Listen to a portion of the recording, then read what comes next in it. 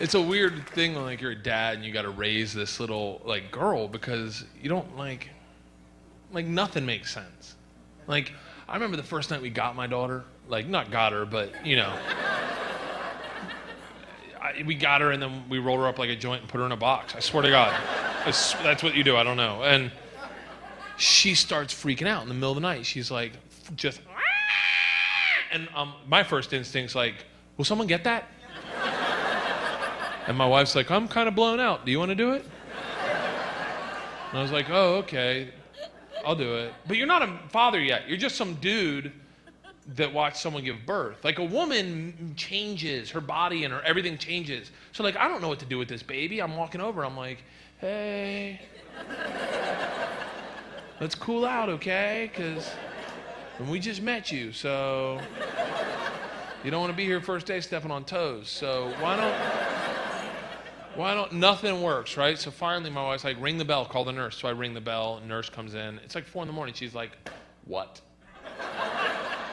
And I'm like, she won't shut up.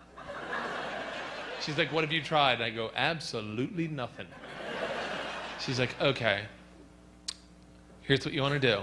She's not hungry. She's just, you have a binky? I was like, no binky. She's like, okay, take her head, put it by your heart. She wants to suckle. So take your pinky, put it on her bottom lip, and allow her to draw it in, and she'll calm down. Trust me. So I take this, my first day with a kid. I take her head, I put it by my heart, right? I take my pinky, I put it on just barely touching her bottom lip, like, and she sucks it in like she's trying to rip the nail off. Just,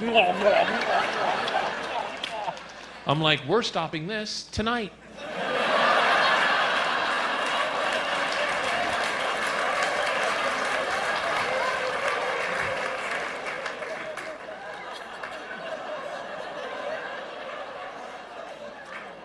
I'm not raising a daughter whose coping mechanism is that, okay? No thanks. You work it out like a big girl. I go to her softball practice one day. Now, you gotta remember, I live in LA. I don't live in Philly like you guys. We do things differently out there. The coach is practicing without a ball. He doesn't want to introduce failure this early in the season. Hey, hold on. Someone's got to make the snowflakes, people. He's got them out there, no ball. I'm like, are you fucking kidding me? No ball, all in position. All right, ladies. Runners on first and second. Ground ball to Lily. Lily Fromkin at third base fields it perfectly. Stands on third, throws it to second. She catches it, throws it to first. Triple play, girls, bring it in, triple play. By the way, I'm on the sides going, this is the first triple play I've ever seen.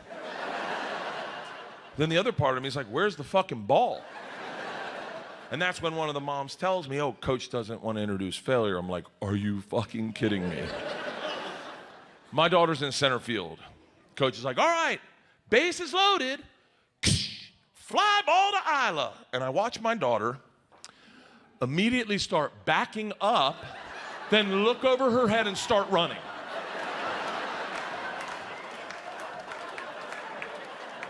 Who fails in their own imagination?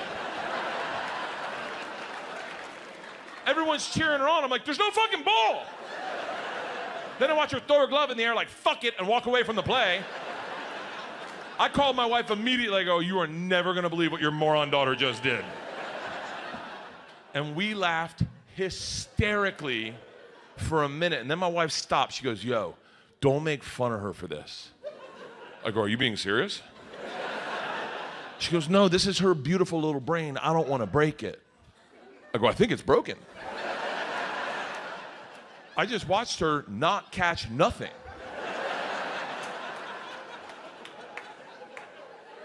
She's like, yeah, but if you make fun of her, it'll shame her, and that's not what we want. That's what your dad did to you. That's why you drink. I got to drive home with the kid. We're on the 405. She's staring out the window like Spicoli. We're not talking at all. Finally, I'm like, fuck it. Yo, Isla, what happened with that fly ball? She doesn't even look at me, just keeps staring out the window, smirks, and goes, yep, coach really got a hold of that one. All right. I fought a bear one time.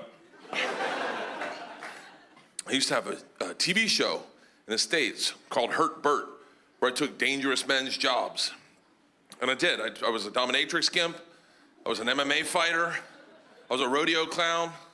One day they called up and they're like, hey, do you want to fight a bear? I was like, who does that for a living? And they're like, you do on Thursday. And I show up and it's a 9-foot grizzly bear. I'm telling you, like a big ass bear, just as dumb as you think a bear would look, just. So I don't know any better. I go up to the bear, I just get to set, I stick my hand out in front of his nose so he can get my scent, and the trainer goes, what the fuck are you doing? I go, I'm letting him get my scent. He goes, this is a bear, not a labradoodle. He goes, we have protocol, take these, and he hands me 5 marshmallows. He says, when the bear's not looking, take a marshmallow, put it in your mouth. Then, nonchalantly, walk in front of the bear, show him the marshmallow like, huh, and allow the bear the opportunity to engage you. Engage you and take the marshmallow out of your mouth with his mouth. This way he'll learn to trust you. I was like, fuck that. Who thought of this, the bear? Is this the bear's idea? He goes, hey, buddy, this is how we do it. And my crew's behind him like, this is how we do it. This is how we do it. I don't know any better. So I go behind the bear, take the marshmallows like David Blaine, and I whip one in my mouth, just, and then walk in front of the bear, sneaky, and then like a hooker, like, haw, haw. And the bear, out of the corner of his eye, sees the marshmallow and loses his shit, just, and I'm going, He rushes me, and with the grace of a frat boy trying to close the deal at 4 a.m., tongue kisses it out of my mouth. Tongue in. Bears never brush their teeth. I'm making out with a homeless guy 5 times in a row. Just.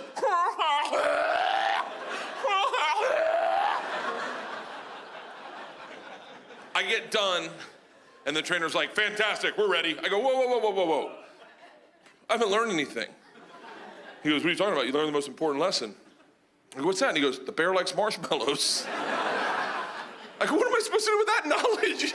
He goes, listen, if you get in trouble, just very confidently say, marshmallow. Now, what will happen is the bear will hear that and he'll give you some space to do your trick, but we'll hear it and we'll know you're in trouble and we'll get you out of there. I go, yeah, but he thinks they're inside me.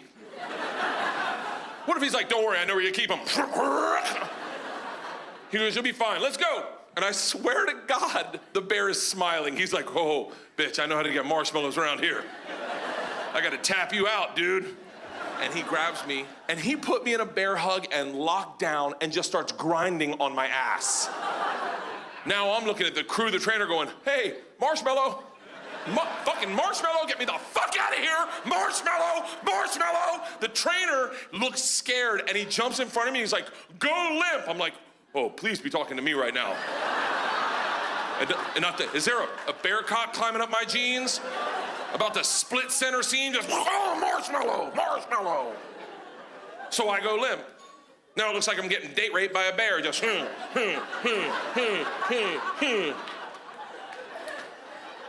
I slide out of his paws, and that's the last thing I remember, because apparently his instincts took over, and he sat on my face.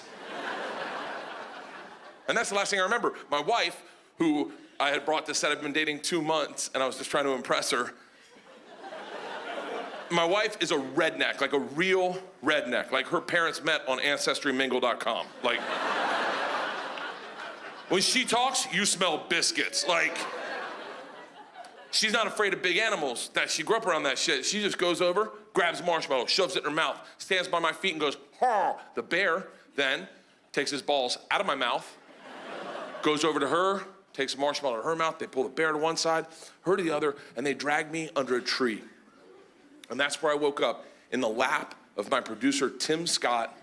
And I woke up and I said, what happened? And he looked at me, he's like, well, you got raped and teabagged by a bear. You might want to get tested. He goes, but that chick, that Leanne chick, I think she saved your life. And my wife comes over at that exact moment and leans in, and her head blocks the sun. There's a halo from the Lord himself surrounding this woman's face as she leans in. I know you're like, really? Fucking it's my narrative. She leans in and goes, "Are you okay?" And I look up, having just faced death, at this woman's face with an aura around her head. And I knew at that very moment, I said, I would have never done that for her. Thank you guys, have a great night.